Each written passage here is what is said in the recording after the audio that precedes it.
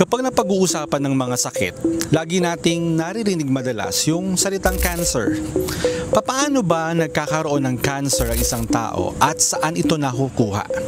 Narito po ang direkta at simpleng paliwanag. Siguro po sa mga kaninunuan or lahi, kumbaga.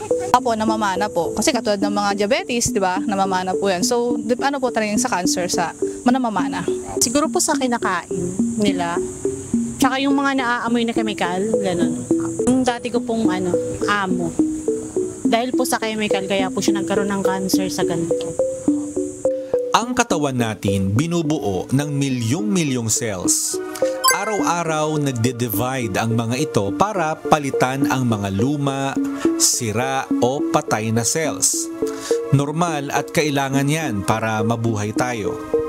Pero minsan, habang nagde-divide ang cell, may mga pagkakamali sa DNA.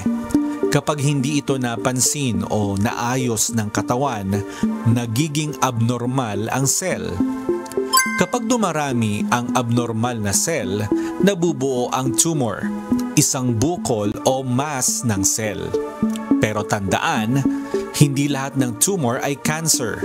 May tinatawag na benign tumor na hindi kumakalat at kadalasang hindi delikado. Pero ang malignant tumor, yan ang tinatawag nating cancer.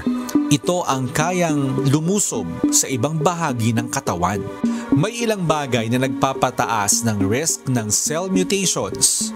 Kasama na dyan ang paninigarilyo, chemical exposure, radiation, poor diet, at minana sa genes. Ngayon, eto ang maganda. Sa United Kingdom, isang experimental drug ang nagpakita ng 70% na pagbawas sa tumor size sa loob lang ng 5 araw. Ang tawag dito, targeted molecular therapy. Hindi basta chemotherapy. Direkta nitong tina-target ang proteins na nagpapalaki sa malignant tumor. May laban tayo sa cancer. At habang hinihintay ang bagong gamot, alagaan mo na ang sarili mo ngayon pa lang. Dahil sa health issues, mas mahalaga ang maagap kaysa sa huli. Ang cancer mas delikado kung huli mo nang madedetect.